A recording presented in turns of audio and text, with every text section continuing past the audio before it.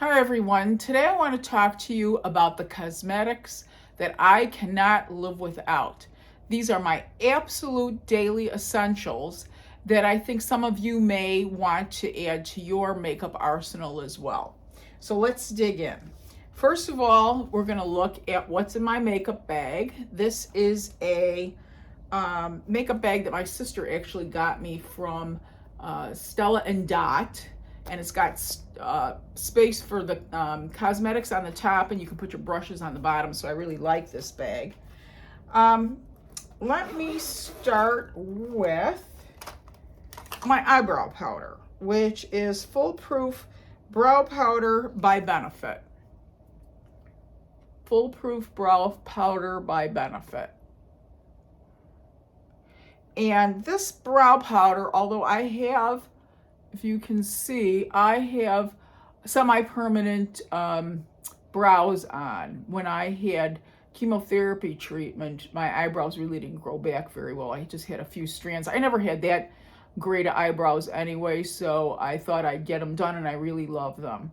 The only thing with the semi-permanents is sometimes you want something a little bit more dramatic. I don't like to get the brows done real black dark because of my silver hair, but I do like to adjust it every now and then, and I find that this brow powder, it has two shades, if you can see. At the very beginning, it has the lighter taupe shade, and towards the end, it has the darker brown shade. So you can do like a little bit lighter at the front if you want, a little bit darker on the back, the tail part of your brow, or you could just do, I like to just do the dark over each of my brows one time, just to kind of make them a little bit more dramatic in color, and you can kind of see them through my bangs a little bit more too. But this brow powder, I will tell you, looks very natural. I've tried some brow powders that, how do I put this? They look smeary, or the dust gets all over your face when you're putting them on. This has got a little sponge applicator. I have found this to be the best brow powder to use, and it stays on all day long. So this is my recommendation as far as brow powders to define your brows if you do that. The next thing that I really love is, well, I'll show you my eyeshadow kit. This is by a company called Morphe, and this is a limited edition set. It's by a makeup artist called James Charles, and I got it for a really great price. I think I got it on sale at Ulta for like $20, and it's got like a bazillion colors. I never need another eyeshadow kit again. Here's the colors. I mean, pretty much every color in the rainbow. Now, that being said, of all the colors, the ones I use the most are this one right here. I put that on my lid, all over my lid. And then I use this bronzy one to kind of, you know, warm up the tail and kind of give myself a little slant to my eye, because my eyes tend to slant downward. They're called what they used to call bedroom eyes, because you look like you're a little bit sleepy. So I try to lift my eyes up as much as possible, and I use the little bronzy color, and then I will use the white under the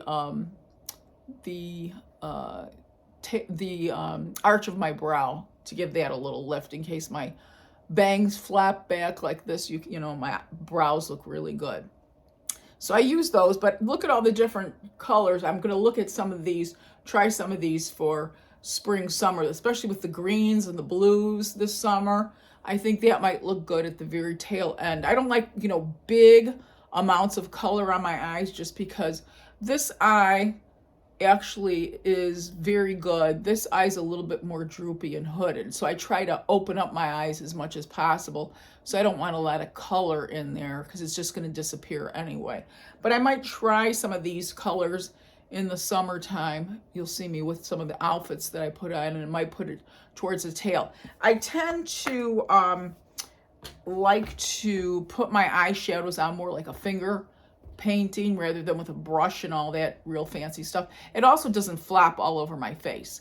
Now, the other trick I do is I do my eyes first, just because if there is anything going down underneath my eyes, I can get it before I put my concealer and my face makeup on. So I will put usually the light colors right here over my lid. And then the next thing I'll use is, and I love this and I've tried a million of them, is this black liner, which is made by Lady Gaga from her company called Haus, H-A-U-S. I don't know if I'm getting a picture of that. There it is. Let me try to focus. It's a little hard to see if it's focusing.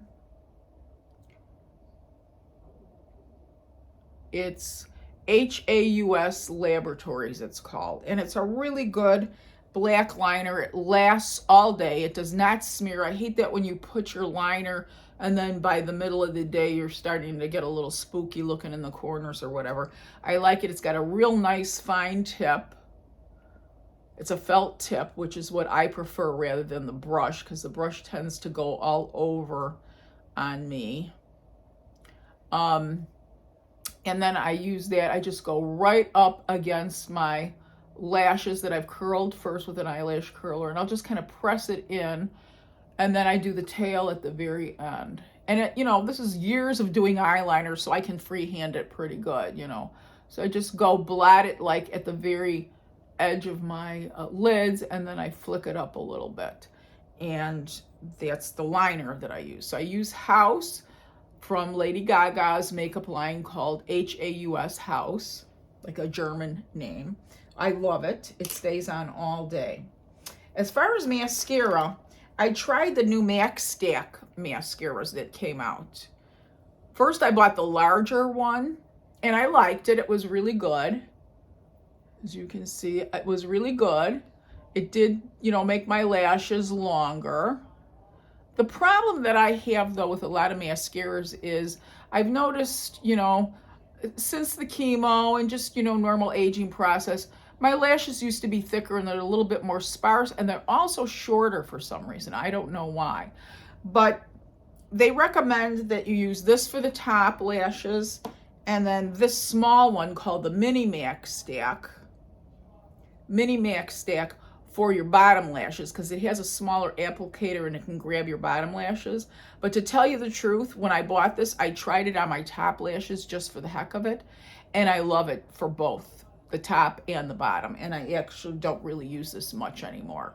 I tried them both together, and this just was a little bit too much mascara. So, lesson learned.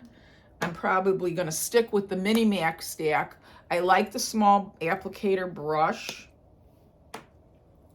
As you can see, it's a big brush, but it's got little fine bristles and it curves, and you can kind of get in there, and I like to wiggle it in, you know how they tell you, wiggle it in, and it picks up all the hairs. And then I have a few little lashes down below that I like to get because it adds a little bit more definition to my eyes, and it opens them up a little bit more. So this, I have found, is another essential for my everyday makeup use, is the Mini MAC Stack. The next thing I use after I do all my eye makeup, so that's all my eye makeup, is I use concealer. And these concealers I've been using for years, and they've been on the market for years. They're by Maybelline, and they're called Maybelline Rewind, Age Rewind, and they are like an age rewind. These are some older ones I have. Let me get the newer ones out. What the heck? Oh, here it is.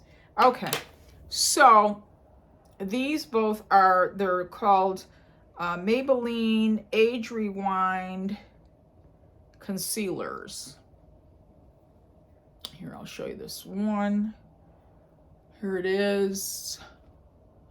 It's kind of hard to get this focused. There you go. And I use two colors. This is the lighter color.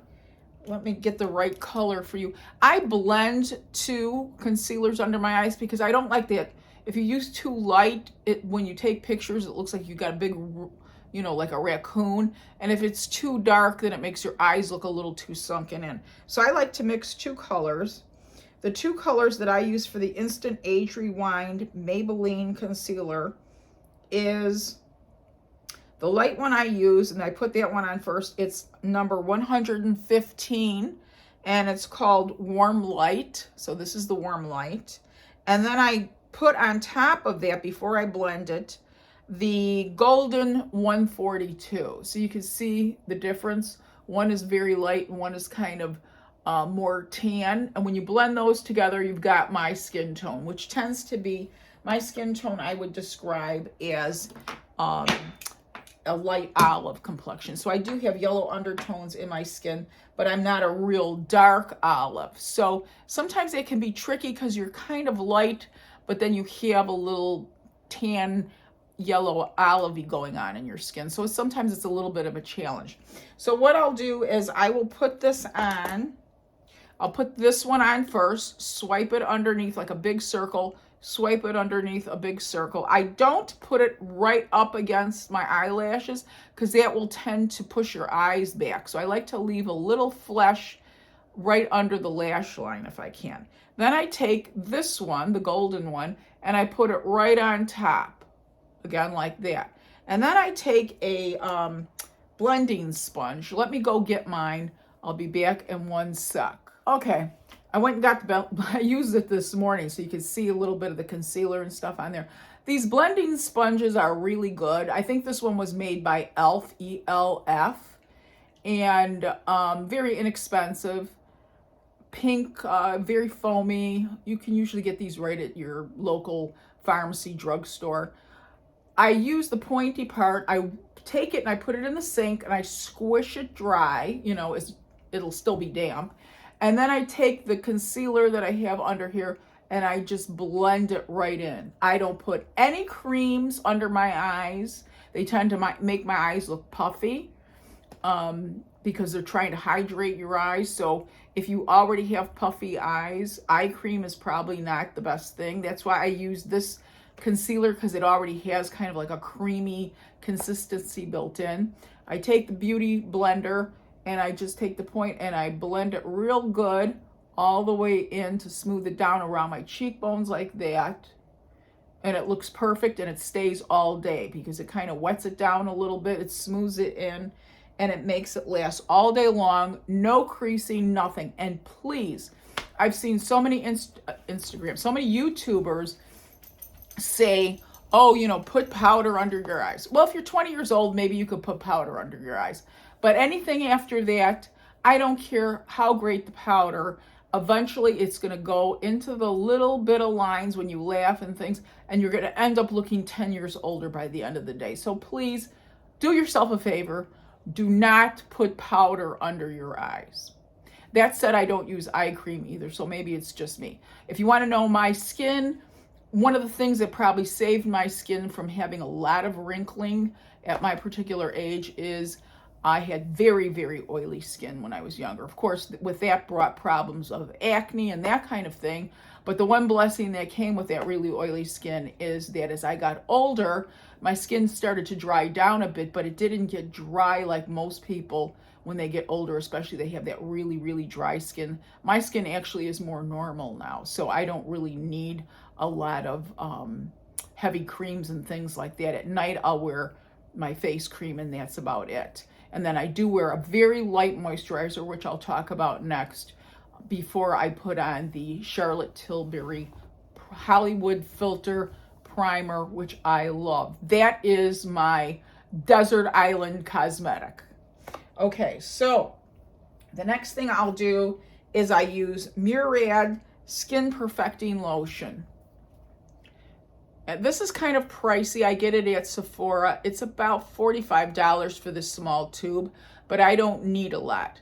Now, they advertise this as being something more for people, a moisturizer for those who have oily skin, but I find that it's just the perfect light moisturizer for me because I do use the Hollywood filter, which also has moisturizers in it, so I don't want my face to be this big, you know, kind of gooey, greasy mess. So I do use this, just a very small, I put a little bit on, a little, I would say about a quarter size on the back of my hand, and then I put it on my face. I don't touch the part that I used concealer with. I just put it all around here, over my top of my mouth, chin, nose, that kind of thing. Then I take my magic product. This is the Charlotte Tilbury Hollywood Filter, and it is advertised as a face primer. And I used to wear it as a face primer with foundation over it, but one day I was too lazy and I just decided to wear this. And I found that this actually looks much better alone, and then you don't have to wear a foundation. So it just like kind of vanishes into your skin. It covers lightly any kind of marks that you might have on your face, dark spots or whatever. So it's not like a concealer, but it does blur everything. I mean, when I put this thing on my face, I swear, I'm looking at my face and I have some spots and marks and things like that. And I just take this and I dab a little wherever, the imperfections are, a little bit of lines there, blah, blah, put a little on my nose, over the top of my lips. And then I just take my hands and I smooth it on like I would smooth any kind of a face cream or whatever. And I'm telling you, you take 5 years off at least, and it looks beautiful. Your skin looks almost flawless. Now, here's the thing. Like I said, it's very, very moisturizing. So I do powder it down. Yeah, it's getting a little coming out of the thing there. Have to watch out, it's a little messy. I do powder it down with this really good powder by Ciate, C-I-A-T-E, with a slash mark going over it, so it makes it Ciate London, it's called. And you can get it, I think, on Sephora, and you can also get it at Ciate online. Let me see if you can see that. And this is a vegan-made translucent powder. It's as finely milled as you could possibly ever want. So it's one color. It's just their transparent, what do they call it? Let me get the right name for this. It's called their Extraordinary Translucent Powder. It's literally white, so but it doesn't look white when you put it on. What I'll do is I will take my powder brush, get that out of the bottom part of my case. You see how the bottom has all the space for the brushes. And I'll take my powder brush, just dip it in here, and I'll go like around the edges where I'm not going to put the blush. So you see I have the blush up here. I haven't put the blush on yet. So I powder it down under my chin, around my mouth, down my nose, over here. And then I just kind of blend it in. I leave the part that's on the side of my face alone and just let it set in while I'm doing my blush. Then next for my blush, because I have silver hair now, so it's a lighter hair color, I don't want to look too drained out, and I don't want just like rosy cheeks. So before I do my blush, I use Hourglass, this is reflecting, Hourglass Bronzer. Let me see the color. I don't have these names memorized. It's ambient. It's their ambient lighting bronzer in luminous bronze light. So this is the light bronzer because I just want a little, but you see that? It's really not like one of those big, heavy, muddy bronzers. It's got a lot of this luminescent kind of glowy powder, but the thing that I like about it is it's not like a lot of those other luminescent kinds of things that make your face have all the sparkles on it. It's just very glowy. I use this on my cheeks first before I put the blush on. So I use this blush brush, and this is kind of a slanted one, and I just rub it around here, tap it down, and then I go, here's the rule, take your 2 fingers, never put your blush over here. You don't want to start your blush over by your nose, so you look like you have a big, like, clown face. You want to start your blush at least 2 fingers over and do it up this way. And it lifts your face more. Do it this way, it lifts your face more. Then I have another brush. I've gotten this several years ago, but you can see it's a real densely bristled brush. You could probably find something like this at Ulta. I think I might have gotten it. It was a brush set many years ago, but it's a blender. It's a powder blender. And I take it and I blend the powder because I hate when you have that like demarcation line. So I'll blend in the bronzer. Then the next thing I'll do is I'll take the Hourglass blush, and believe it or not, this is a full size. This is not a sample. This is when you buy their blush. I guess they figure most people don't, you know, use that much blush. Oh, here you go. I use the Hourglass. It's the ambient again, lighting blush, and the color is called Diffused Heat. And I'll put this blush on. Here you go. And you can see it's got kind of a rosy tone to it, but again, it's got that diffusing powder in there too, which I love, and keeps that glow going. And I'll take a more dense blush brush. I rub it all around, pat it off, and then again, do the same thing with the going up the sides, only one time because you don't want to look like a clown. And then again, I will blend that in with the blender to give it a nice finish. Okay, and then if I have any powder left over at this particular point, I'll brush it off. But a lot of times that powder will just melt in there because that the Charlotte Tilbury filter, Hollywood filter, is very moisturizing. So that takes that down so my whole face isn't, you know, moisturized, wet looking. The next thing that I use is by Wander Beauty, and this I use as a highlighter. Now beware of highlighters, they're not all created equal. I found that this one works the best for me. This is Catch the Light Highlighter and Glotion, and it's called Catch the Light by Wander. And what it has is, it has this top. It's like a little solid ball, and I use that because I have high cheekbones and I like to highlight my cheekbones. I don't like it all over because I've got the glow going from the Hourglass products over here, which kind of, again, blurs as much as possible. But I take this and I just put it right on the top of my cheekbone. So I start probably in the middle of my eye and I go back this way, and then I blend that in as much as possible. Then you take that cap off, that little solid ball, and it's got like a lotion in here. And I just put a little of that on my back of my hand, very little. You just, a little dab will do ya. Most of the time, I put way too much on my hand, so I've wasted a lot of this, because this is not an inexpensive product, but it lasts a long time.